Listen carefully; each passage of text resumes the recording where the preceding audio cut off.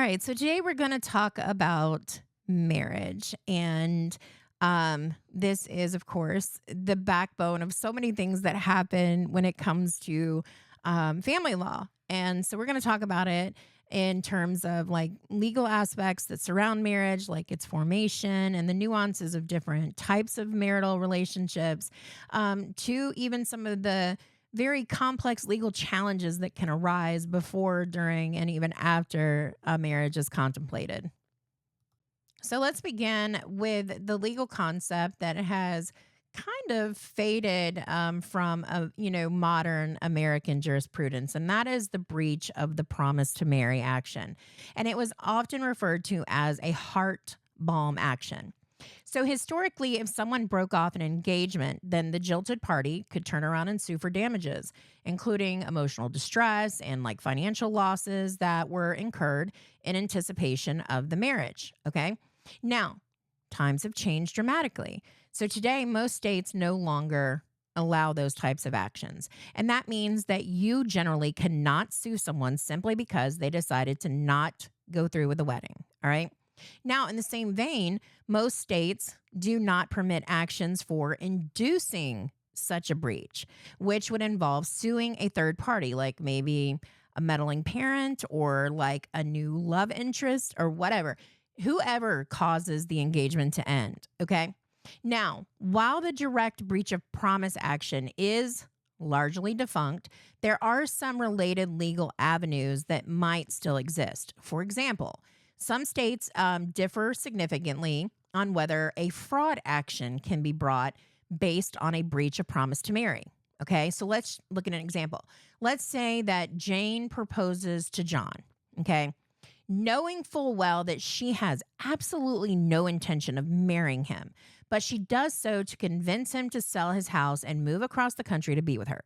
So if John, relying on her promise, incurs, significant financial losses, then some states might allow him to bring a fraud action against Jane, arguing that she made a material misrepresentation of fact, which would have been her intent to marry, and upon which he relied reasonably to his own detriment. Okay, so that is very different claims from simply using, a broken heart as a means to sue. This requires proof of deceit and a resulting financial harm. All right. Now, with a direct breach of promise, while it's like out, an action for intentional infliction of emotional distress is also theoretically possible in some extreme cases. Now, this has a very high bar to meet. It would require demonstrating that the conduct of the person breaking the engagement was so outrageous and so extreme as to go beyond all possible bounds of decency, and that it caused them severe emotional distress. For example, if someone publicly humiliated their fiance on a grand scale, right, leading to severe psychological harm requiring, mental, let's say they had to be checked in for a mental evaluation and therapy, or they had to have some kind of medical intervention. Then an intentional infliction of emotional distress claim might be considered. But again, those are rare and very often difficult cases to win. So, transitioning from broken promises to tangible assets, let's talk about the legal principles surrounding gifts, okay, especially in the context of engagement and marriage. In legal terms, a gift is defined as the voluntary delivery of property with the present intent to transfer title and control for which no payment or consideration is made. Okay, I know that's a mouthful, but the definition highlights a couple of key elements. Voluntary delivery. That means it's not coerced. You've got present intent to transfer title and control. That means that the giver intends to give up ownership immediately, not some future date, immediately, and no payment or consideration. This distinguishes a gift from a contract or a sale. Okay. So, like if I hand you my textbook and I say, here, you can have this, and I intend for you to own it right then and there, that's a gift. If I say, here, you can borrow this, that is not a gift because I'm not transferring ownership. Hopefully that makes sense. But in the context of gifts, the person making the gift is also known as a donor. So if I give you the textbook, I'm the donor. The person receiving the gift is the donee. So in this scenario, you would be the donee. So understanding the basic definitions is going to be crucial when considering the common question: what actually happens to engagement rings and other gifts when the wedding is called off? Let's explore. So, this is where the concept of conditional gifts becomes important. So, when a wedding is called off, the return of gifts often hinges on whether they were given with the understanding that they were dependent upon the marriage occurring. These are known as conditional gifts, and they generally must be returned if the condition, meaning the marriage, does not materialize. Okay. And the most common example of a conditional gift in this context is the engagement ring. The vast majority of states view an engagement ring as a conditional gift given in contemplation of marriage. So if the marriage does not occur, it does not matter who broke off the engagement. The ring must be returned to the donor. Okay. And the rationale here is that the ring symbolizes the promise to marry. And if that promise is unfulfilled, then the symbol should be returned. Okay. So think of it like a down payment on a house. If the sale doesn't go through, you would expect your down payment back, right? There are a few states, though, that have a different rule for engagement rings. And in these few states, if the person who gave the ring breaks the engagement without justification, they are not entitled to have the ring returned to them. Okay. So in these specific jurisdictions, the fault for the breakup does matter.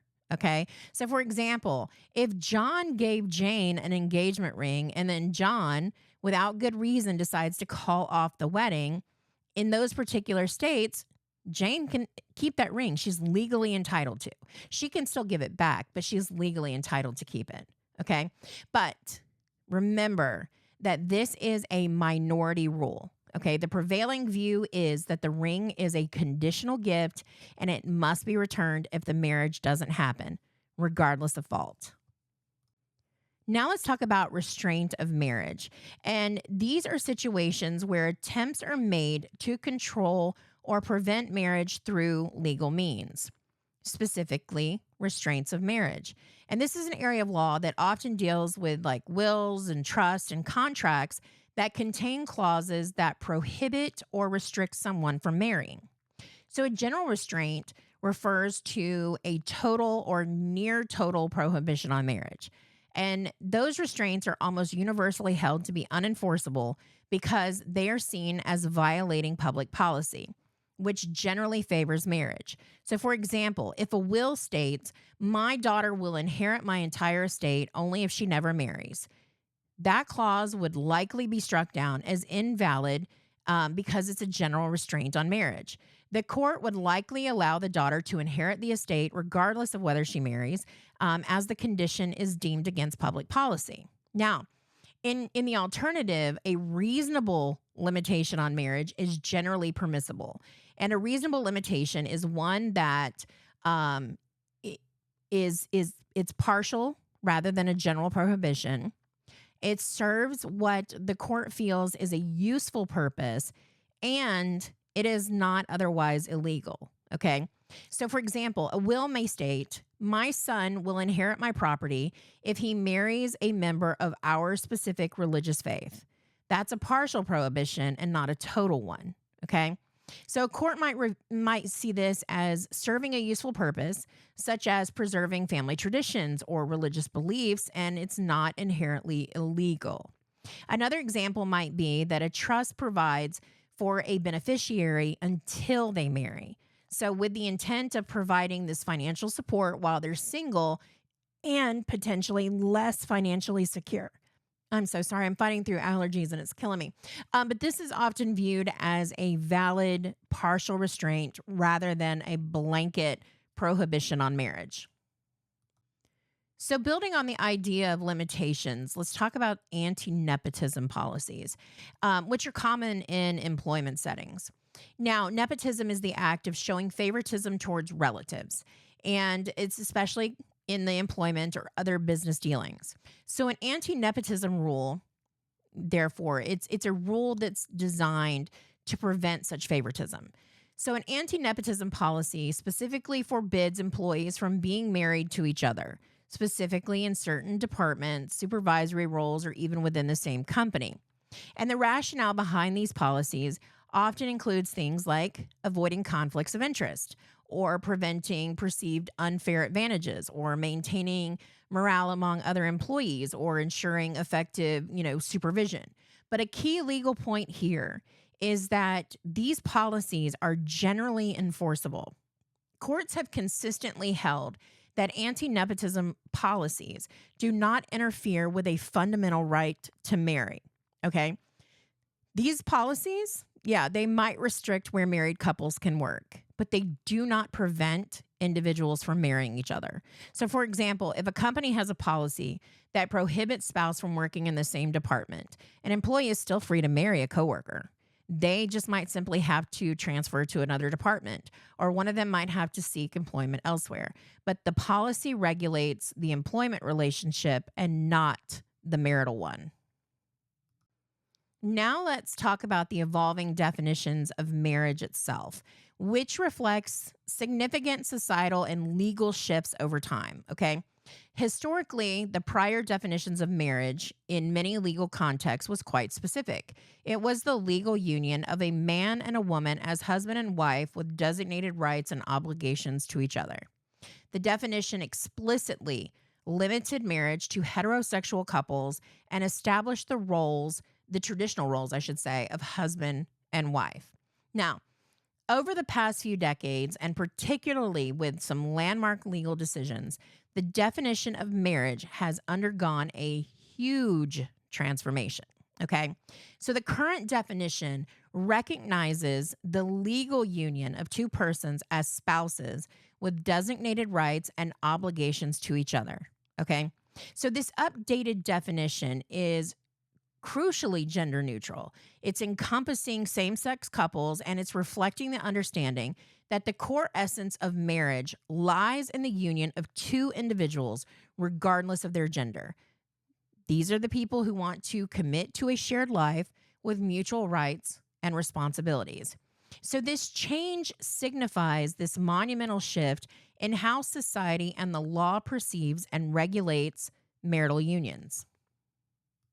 So, building on that contemporary definition of marriage, it is essential to understand that the right to marry is not just a privilege, but a fundamental right under U.S. law. Okay. And a fundamental right is a right that holds a very high status in our legal system. It has the strongest protection from government interference. And it falls within one of three categories. So, first, the right might be specifically guaranteed in the U.S. Constitution. So, the word marriage, though, it doesn't explicitly come up in the Constitution, right? It's not in the Bill of Rights like many fundamental rights are, like the right to free speech. Okay, that's fine. Second is a right is fundamental if it is implicit in the context of ordered liberty. Okay, that means that it's so foundational to a free society that liberty wouldn't make sense without it. So think of the right to raise your children as you see fit. It's not explicitly in the Constitution, but it's deeply ingrained in our understanding of liberty, right? And third is a right that is fundamental if it is deeply rooted in the nation's history and tradition.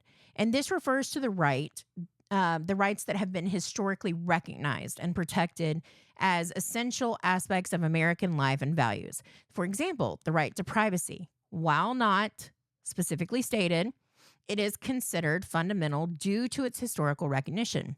So the Supreme Court has explicitly recognized the right to marry as fundamental and drawing on elements from those categories. So this means that any government restriction on the right to marry is subject to very strict judicial scrutiny.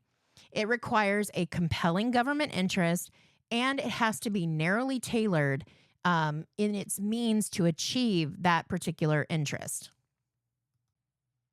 Now, within the legal framework, we primarily categorize marriages in two main types. we have ceremonial marriage, and common law marriage. And each has distinct requirements for formation and recognition. Okay.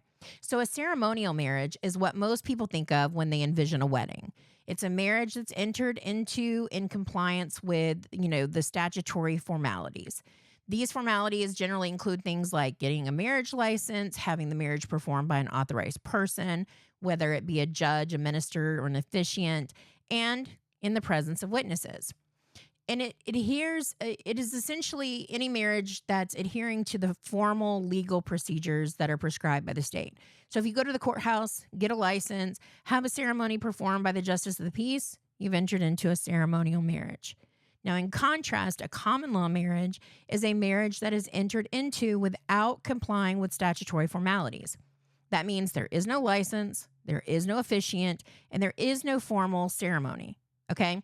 So for a common law marriage to be legally recognized, specific conditions have to be met. So the person must agree to marry, they must agree to live as spouses, and they must agree to hold themselves out to the public as married. Okay. So this means that they must intend to be married, live together as if they're married, and present themselves to their community. That means their family, their friends, their neighbors, their financial institutions, whatever, as a married couple. Okay. Now, not all states recognize common law marriage, and those that do have very specific and often very strict requirements for its establishment.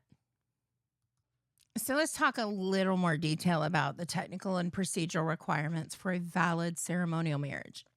So while these vary state to state, the core elements are generally consistent. So you have the marriage license, and this is almost always the first step. You would apply to the state or the county for permission to marry, and it is a prerequisite for the ceremony. Now, waiting periods. Some states have them, some states don't. But if they do, then they have a waiting period between the time that you apply for the license and when the actual marriage can take place. And that period, can range from a few hours to several days, but it's basically giving the couples a time to reconsider or for any kind of potential issues to be discovered. Then you have the solemnization, which is the actual ceremony. And that's where the marriage is declared official. And it's performed by an authorized person who is an officiant. They can be a judge, a justice of the peace, a clergy member, and some states even allow a notary public to do it. Then witnesses. So many states will require a certain number of witnesses to be present at the ceremony and to sign the marriage certificate. And those witnesses just attest to the fact that the marriage took place. Then you have the marriage declaration. That's we take each other as, right? So during the ceremony, the parties have to declare their intent to marry each other, and it's done through their vows or affirming their consent to take each other as spouses. And that publicly expresses their mutual agreement to enter into the marriage. And then you have, after the ceremony, the marriage license gets signed by the officiant and the witnesses, and then it gets returned to the appropriate government office, which is usually the county clerk. And that creates an official public record for the marriage. And those steps will ensure that the marriage is formally recognized and is documented by the state. So it's important to distinguish between technical and procedural requirements and essential requirements for a valid marriage. In general, violation of the technical or procedural requirements are usually not grounds for an annulment. And we'll talk in more detail about an annulment. But that is essentially a legal declaration that the marriage was never valid to begin with. And the law makes it, often takes a very lenient view of minor procedural missteps. For example, if a marriage license was misplaced for a few days before being properly recorded, or if one witness was slightly late, then those minor procedural errors typically would not invalidate a marriage, okay? The law generally wants to uphold marriages if the parties genuinely intend to marry and substantially complied with the requirements. I'm so sorry. You can probably hear my dog trying to get in here. However, violating the essential requirements are grounds for an annulment. And the essential requirements go to the very core of what constitutes a valid marriage. A prime example would be if somebody's below the age of 18. Or below the minimum age to marry, which is typically 18 without parental consent. So two, say, 16-year-olds can get married, but they can't do it without the consent. That marriage would then be voidable and could be annulled because of an essential requirement, which was the legal capacity for age, and it wasn't met. Other essential requirements include not being already married to someone else, because that would be bigamy, or not marrying a close relative, which would violate the incest laws. Now, let's talk about a more unusual form of ceremonial marriage, and that's the proxy marriage. And this is a ceremonial marriage where agents or stand ins participate in the ceremony on behalf of one or both of the prospective spouses who are not physically present at the ceremony. So think of it as like acting, having someone act like as a power of attorney for a legal transaction, but it applies to the marriage ceremony. So proxy marriages are typically used in very specific circumstances, and it usually involves somebody who is in the military and they've been deployed, or someone who is unable to travel due to some sort of severe illness or even maybe imprisonment, right? So, for example, if a soldier is serving abroad but wants to marry the fiance back home, then a proxy could stand in for them in the ceremony in the US, allowing the marriage to be legally formalized without their presence. And the proxy is essentially going to act as a representative of the absent party. They will even express their consent to the marriage. Okay. Now, it is important to note that not all states recognize the proxy marriages, and those that do often have strict rules about who can be a proxy and what documentation is required. So, beyond traditional marriage, and especially before the federal recognition of same sex marriage, you had various marriage alternatives that emerged to provide legal recognition and benefits to relationships that didn't fit the traditional mold. One of them was the civil union, and that was for a same sex legal relationship of unmarried individuals who are granted some or all of the same state benefits and responsibilities as individuals in a marriage. Now, historically, civil unions were a significant step for same sex couples, particularly in states that did not yet allow for same sex marriage. And they provided a way for same sex couples to access a wide array of state level rights and protections, such as hospital visitation and inheritance rights and, state tax benefits. And those previously were only available to married heterosexual couples. Okay. Now, while the civil unions offered many of the legal advantages of marriage at the state level, they often did not confer the federal benefits or recognition, which that then kind of created this complex patchwork of rights. Okay. Now, another important marriage alternative was the domestic partnership. And a domestic partnership can be for it's basically a legal relationship for same-sex or opposite-sex unmarried individuals. And the defining characteristic is that these individuals are emotionally and financially independent, and they too, interdependent rather, and they too are granted many of the same state benefits and responsibilities as individuals in a marriage. But domestic partnerships differ from civil unions in that they are often available to both same-sex and opposite-sex couples who choose not to marry for whatever reason. And they can be established through various means. Sometimes it's through like employer-provided benefits or through like municipal or state registries. Okay? So, for example, many cities offer domestic partnership registries that allow cohabitating couples, whether same-sex or opposite-sex, to register their relationship and gain access to benefits like health insurance through an employer or visitation rights in the hospital. And the scope of benefits and responsibilities can vary widely depending on the specific jurisdiction or entity that's offering the domestic partnership. Now let's talk about DOMA. So to understand the landscape of marriage equality in the U.S., we have to discuss the Defense of Marriage Act, or DOMA. And this was a federal statute that was enacted, I believe, in 1996. And it had two critical provisions that significantly impacted same-sex couples. First, you have DOMA stipulating that one state is not required to give full faith and credit to same-sex marriages entered into in another state.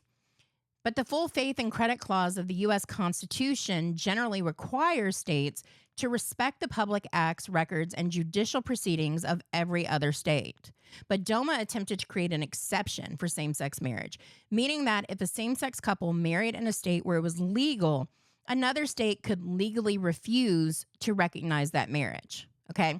And second, and I would say also equally significant, was that DOMA declared that for federal purposes, only opposite sex marriage is recognized. Okay. So that meant that over 1,000 federal laws and programs that conferred benefits to married couples, such as Social Security survivor benefits or federal tax benefits or immigration rights or military benefits, were denied to same sex couples, even if their marriage was legally recognized in their home states. Okay. So DOMA created a dual system of marriage where same sex couples were treated as married by some states, but as unmarried by the federal government and many other states. Now, the issue of how marriages were recognized across state lines falls under the legal principle of conflict of laws.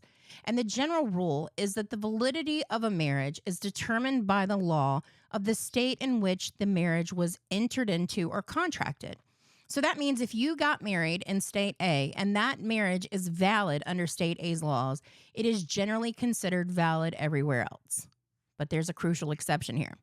Another state will recognize that marriage unless to do so would violate a strong public policy of the state being asked to recognize it. And that public policy exception was powerful. So, for example, if two first cousins marry in a state where marriages are legal, and then they move to a state where first cousin marriages are strictly prohibited and against public policy, then the second state might refuse to recognize that marriage, even though it was validly entered into elsewhere. Okay.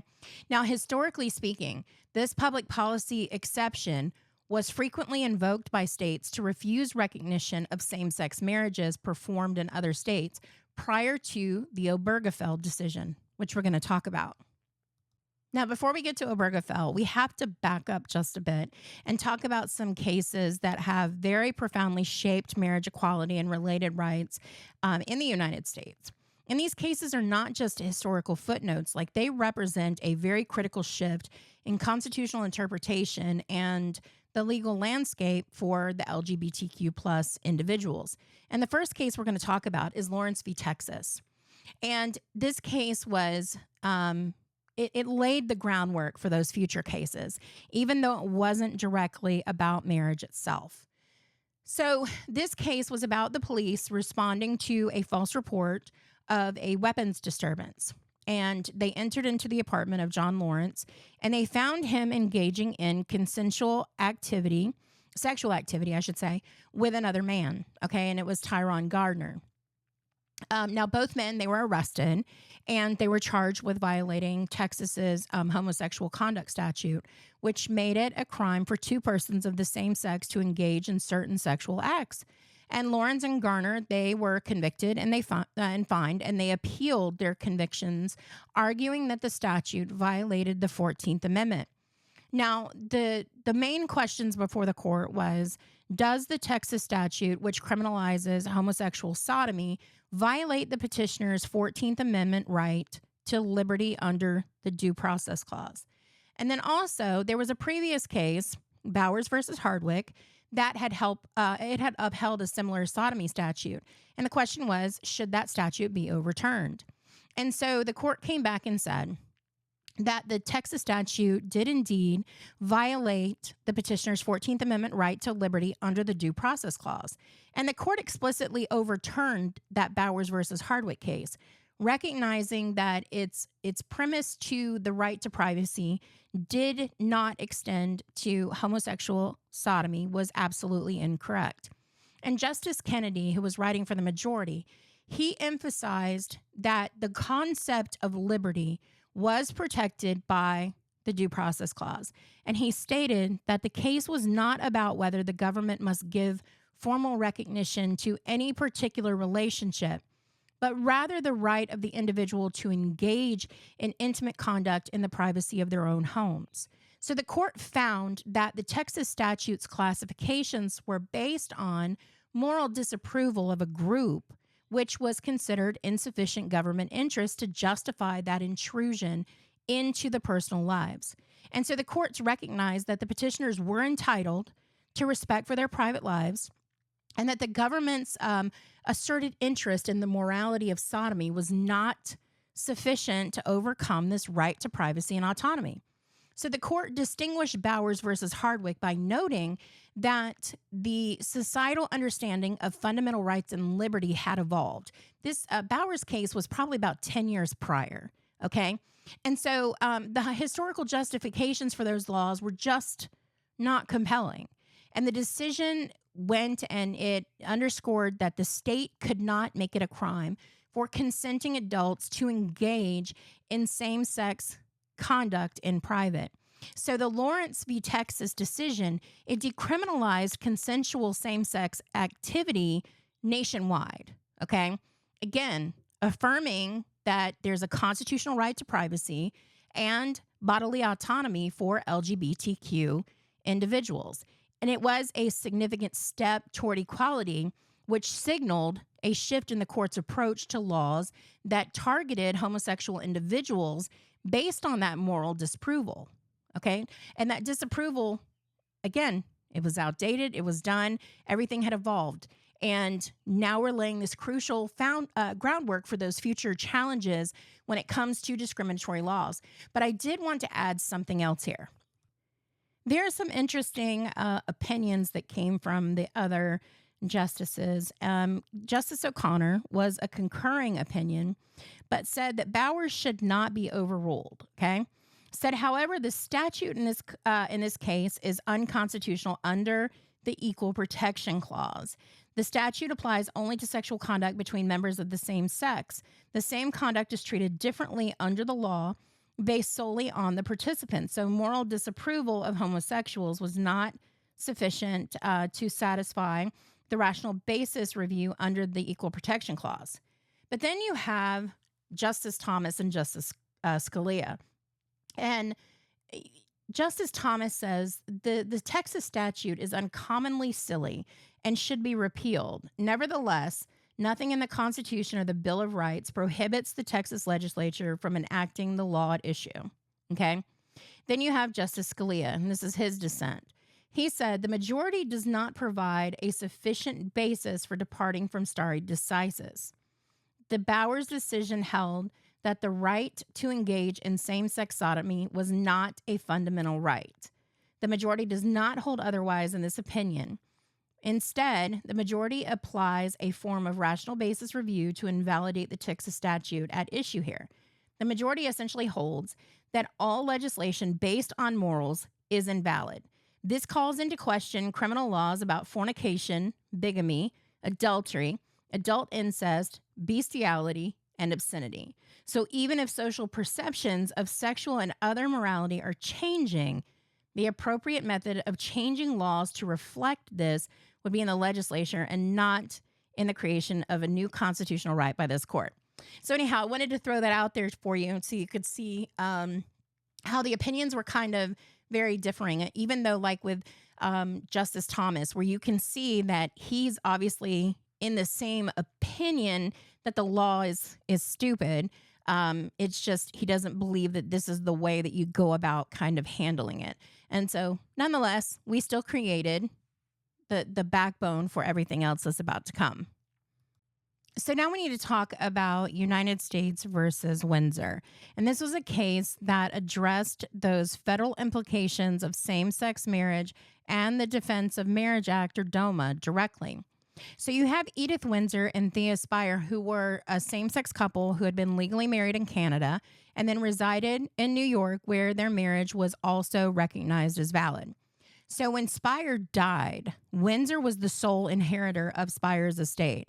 And under federal law at the time, if Spire had been married to a man, then Windsor would have been qualified for a federal estate tax exemption for surviving spouses. However, DOMA defined marriage for federal purposes as only between a man and a woman. So Windsor was denied this exemption and had to pay over $360,000 in federal estate taxes. And so Windsor sued the federal government, arguing that DOMA violated the guarantee of equal protection under the law. Okay. So the primary question was, does DOMA, which defines marriage and spouse for federal purposes as applying only to unions of the opposite sex couples, does it violate the Fifth Amendment's due process clause by denying lawfully married couples, same-sex couples rather, the same federal benefits that are available to opposite sex couples? And they came back, and it was a very close decision on this one, but they said it was unconstitutional. They said the federal government cannot deny benefits to these same-sex couples who have entered into valid same-sex marriages in their states. And Justice Kennedy is again writing for the majority and said that the court found that DOMA did violate the due process clause, incorporating also an equal protection component. So the court noted that DOMA's primary effect was to identify a subset of state-sanctioned marriages, essentially the same-sex marriages, and then impose a federal disability on them, basically treating them as second-tier unions, okay? And the court reasoned that this served no legitimate purpose for the government, and it had an unconstitutional aim of demeaning and injuring those whom those states sought to protect by legalizing those relationships.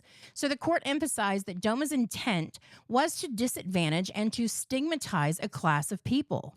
And the ruling fully recognized the authority of the states to define the marriage, but it curtailed Congress's power to undermine those state definitions for federal purposes. Okay.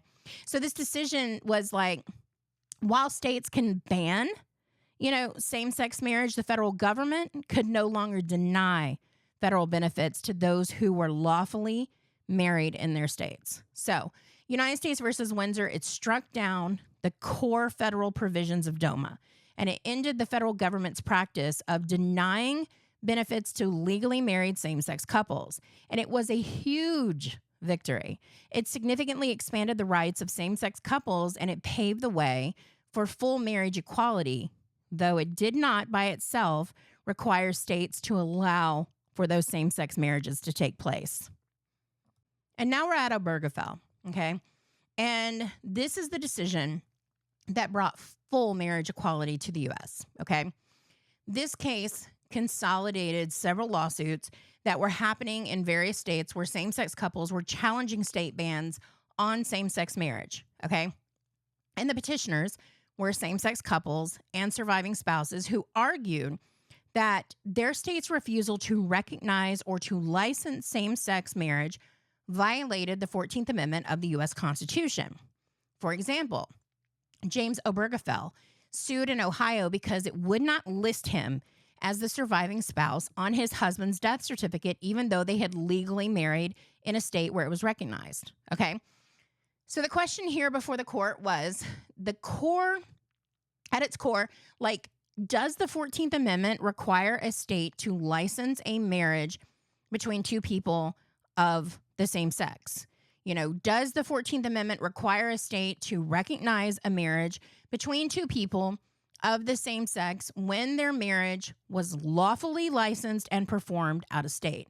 And the court came back, and it was another very narrow decision, but it said that it absolutely requires states to license marriages between people of the same sex. And it said the 14th Amendment required states to recognize the marriage between two people of the same sex when their marriage was lawfully licensed and performed out of state. And again, we have Justice Kennedy writing. You can probably see a pattern here. But he made it so that the decision was grounded in both the due process and equal protection clauses of the 14th Amendment. And the court identified 4 principles, or reasons, if you will, why the right to marry was fundamental and why it had to extend to same-sex couples. And the first was the right to personal choice regarding marriage is inherent in the concept of individual autonomy. So the court reasoned that the choice of who we marry is central to our personal dignity and our liberty, and denying this choice to same-sex couples infringes upon their fundamental right to define and express their identity, okay? Second was the right to marry is fundamental because it supports a two-person union, unlike any other in its importance to the committed individuals. Okay. So the court emphasized that marriage is a profound bond. It offers companionship, emotional support, and the legal recognition that it is uniquely significant to these individuals that are involved, right? So to exclude these same sex couples from the fundamental union would diminish its importance for them. Okay. Third is the right to marry safeguards children and families. Okay. And thus, it draws meaning from those related rights of childbearing, procreation, and education. So the court recognized that many same sex couples are raising kids and that marriage provides stability. It's a legally recognized framework, and all of that protects both the parents and the children. So denying marriage to these families would undermine their stability and deny them protections that are afforded to other families. Okay. And then the Supreme Court, these cases and the nation's traditions make it clear that marriage is a keystone to our social order, right? So the institution of marriage has always been central to society, providing that order, stability, and the framework for families. Okay. And excluding these same-sex couples from this fundamental institution was diminishing their dignity and their place within the social order. All right. And the court went on to note that its decision did not use the traditional levels of scrutiny test, like strict scrutiny or rational basis, but instead focused on these fundamental constitutional rights to personal dignity and autonomy. And the court said that banning same-sex marriage imposed a grave and continuing harm on same-sex couples, denying them equal dignity in the eyes of the law. Okay? So Obergefell versus Hodges was a landmark case that established a nationwide constitutional right to same-sex marriage, and it effectively struck down all remaining state bans on same-sex marriage, making sure that all couples, regardless of their sexual orientation, have that fundamental right to marry and to have their marriages recognized across the United States. And that case marked the culmination of decades of legal and social advocacy for LGBTQ plus rights that fundamentally altered the landscape of family and civil rights in America. So the Obergefell decision was huge. It was groundbreaking because it affirmed that the fundamental right to marry applies equally to same-sex couples, period. So let's go back to the levels of scrutiny for a second, because an interesting aspect of the Obergefell decision was that the court's approach to constitutional analysis was different. Because traditionally, when a fundamental right is at stake or there's a suspect classification like race that's involved, then the courts apply strict scrutiny. That requires the government to show a compelling governmental interest and that the law that was created has been narrowly tailored to achieve that interest. Okay. Now, for other classifications, rational basis review is applied, which only requires the government to show a legitimate state interest and that the law is rationally related to that interest. Okay. Now, Obergefell versus Hodges did not explicitly use those traditional levels of scrutiny test. All right. That means not strict scrutiny, not rational basis, to decide whether or not this ban on same-sex marriage, violated due process or equal protection. This was a point of contention among legal scholars and dissenting justices. Okay. So instead of this tiered analysis and level of scrutiny, the court based its decision primarily on constitutional rights to personal dignity and autonomy. And the majority opinion, again, emphasized that denying the same-sex couples the right to marry diminished their personhood and created an inferior status. And the decision focused on the inherent dignity of individuals and their fundamental rights to make profound personal choices, including the choice of who to marry, without any kind of state interference based on discriminatory grounds. And that approach marked a very notable shift in how the court addressed rights related to marriage and identity. Now let's talk about a very specific and somewhat controversial form of ceremonial marriage, and this is the covenant marriage. And this type of marriage is only available in a few states, and it represents an attempt to strengthen marital bonds and make divorce more difficult. Okay. So, a covenant marriage is a ceremonial marriage that requires two key components. First, it's entered into upon proof of premarital counseling and a promise to seek marital counseling when needed during the marriage. That means that the couple must undergo specific counseling sessions before marriage in order to understand this commitment and the challenges of marriage that they're about to undertake. And they agree to seek professional help if any kind of marriage problems, arise in the future. Second, a covenant marriage is dissolved upon separation for a designated period or upon proof of marital fault. And that's the most significant difference from the standard no fault divorce laws. Because in a covenant marriage, you generally cannot get a divorce just because of irreconcilable differences. Okay. Instead, you usually have to live apart and for a specified, often longer period, like 2 years, or you have to provide some sort of specific grounds for divorce, like proof of adultery or abandonment or abuse or imprisonment. But this system aims to reduce casual divorce and to encourage couples to work through their issues. Now, we touched on common law marriage a little bit earlier, but let's just kind of go back over some of their specific requirements. Remember that a common law marriage is one that is legally recognized as a marriage, even though the couple has not gone through the formal ceremony or obtained a marriage license. So, for the common law marriage to be valid, the parties have to meet certain conditions. So, they have to have the capacity to marriage. And that means that they must meet basic legal requirements for marriage, such as being of legal age, not being too closely related, or not being currently married to someone else. So, for example, if one party is already married, they cannot enter into a valid common law marriage with someone else. They have to have that present intent to be married and a present agreement to enter into the marriage relationship. And that's crucial. It's not enough to just live together. The couple has to genuinely intend to be married now and agree to be spouses. And that is a current mutual agreement, not a future intention. So, for example, if a couple says, we'll get married as soon as we save money, that's a future intent and not a present agreement to be married common law. They have to live together as spouses, so they have to cohabitate. And the couple has to physically live together, and they have to conduct themselves as a married couple. That means sharing the home, sharing the finances, and generally intertwining their lives in a way that is typical of married individuals. They have to hold themselves out as married, and that's often referred to as public repute, which means the couples must present themselves to the public, whether it's their friends, their family, or the community, as married. And that could involve using the same last name, filing joint tax returns, referring to each other as my husband, my wife, and generally just acting as if they're married in all social and professional contexts.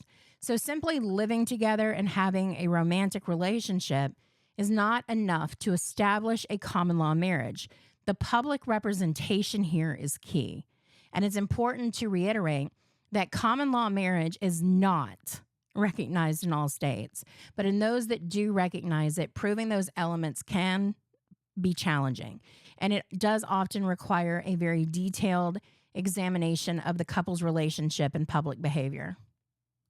Now let's go back to the conflict of laws, because the principle of conflict of laws that we discuss for ceremonial marriages also applies directly to common law marriages. And just as with the ceremonial marriages, the validity of a marriage is determined by the law of the state in which the marriage was entered into or contracted. That means that if a common law marriage is validly established in a state where such marriages are recognized, then that marriage is generally considered valid elsewhere. Okay. So, for example, if a couple enters into a valid common law marriage, let's say, I think Colorado accepts them. We'll go with that. Say Colorado. And then they move to California, which does not generally recognize them. California will still recognize the common law marriage because it was validly created in Colorado. Okay. Now, the public policy exception still applies. So if a common law marriage is entered in a state where such marriages are valid, and another state will recognize the marriage unless to do so would violate a strong public policy of the state asked to recognize it. So while the exception here is less likely to be invoked for like the mere recognition of a validly formed, common law marriage today, it does remain a theoretical possibility if some truly egregious violation of like public policy were involved. Similar to like the example of first cousin marriage. Okay. The general trend is to respect marriages validly formed in other jurisdictions. Now, let's talk very quickly about the concept of putative spouses. And this legal status is designed to protect individuals who, through no fault of their own, believe they were in a valid marriage but were not. Okay. So a putative spouse is defined as a person who believes in good faith that he or she entered into a valid marriage, even though an impediment made the marriage invalid. The key here is good faith. That person genuinely believed they were married, okay? And an impediment refers to some sort of legal barrier that made it so that the marriage was void or voidable from the outset. For example, let's say that, Jane marries John, okay? Unaware that John is still legally married to someone else. And Jane genuinely believes that John is single and that their marriage is valid. So in that scenario, Jane would be a putative spouse, okay? The impediment would be John's existing marriage, which is bigamy, all right? And that legally invalidates the marriage to Jane, all right? Now, because Jane acted in good faith, she is afforded certain protections that she wouldn't have had if she had known about the impediment, okay? And the marriage with a spouse like this is called a putative marriage. And the primary purpose of the putative spouse doctrine is to provide equitable relief, which is often financial, to the innocent party in a marriage that turns out to be invalid. And that might include rights to like a property division or spousal support that would typically only be available in a valid marriage. Preventing basically the good faith party from being left in some sort of like precarious financial situation due to a legal, technicality or the deceit of another person. So closely related to the idea of protecting parties who relied on the validity of the marriage is the concept of marriage by estoppel. And that doctrine operates on principles of fairness and prevents someone from contradicting their previous actions or statements. So a marriage by estoppel is a relationship that is recognized as a marriage because a party is prevented from asserting the invalidity of the marriage, even though grounds for the invalidity may exist. I know that's a whole lot of words, but the core idea here is that if someone has acted in a way that leads another person to reasonably believe that they are married, and the second person relies on that belief to their detriment, the first person may be estopped or legally prevented from later claiming that the marriage is invalid. And it goes about preventing unfairness, okay? For example, let's say that John and Jane, they go through a ceremonial marriage, right? But unknown to Jane, John was underage, and he didn't have the necessary parental consent for the marriage to be valid. But for 20 years, they have lived as husband and wife. They have accumulated property, and they have had children with John consistently representing Jane and representing to Jane and to the public that they're married. So if John later tries to claim that the marriage was invalid from the beginning to avoid like a divorce settlement, then a court might invoke marriage by estoppel, okay? Because John, through his long-term conduct and his representations, led Jane to believe that they were validly married, and Jane relied on that. And in that case, he would be estopped from asserting the marriage's invalidity, even if the legal impediment existed. And last but not least, let's talk about the de facto marriage, which literally means marriage in fact. And this is perhaps the broadest category of relationship recognition outside of a legal marriage. So, a de facto marriage refers to a relationship of a cohabitating couple that is recognized as marriage for limited purposes when the couple has acted in a marriage like manner, even though the relationship does not meet the requirements for the ceremonial, the common law, or the putative marriage. And this often becomes like a catch all category for relationships that are not formally recognized by other doctrines, but still warrant some legal protection due to the long term kind of intertwined nature of the couple's life. So, the key difference here is that the de facto marriage doesn't necessarily involve a good faith belief in a marriage, like a putative spouse, or the meeting of strict common law requirements, like holding themselves out as married. Instead, it's going to focus on the relationship and the reality of the relationship, okay? So the couple has cohabitated and they have behaved as if they're married, all right? So courts might recognize a de facto marriage for limited purposes, such as dividing jointly acquired property upon, separation, especially in states that that don't recognize the common law marriage, but they still want to provide some equitable relief to long-term cohabitating partners who have built a life together and have jointly contributed to assets. And it's less about the legal status of the marriage itself and more about the practical implications of a marriage like partnership. Hopefully that makes sense. Anyhow, I know that we covered a lot today, but we will continue on. Let me know if you have any questions. Bye.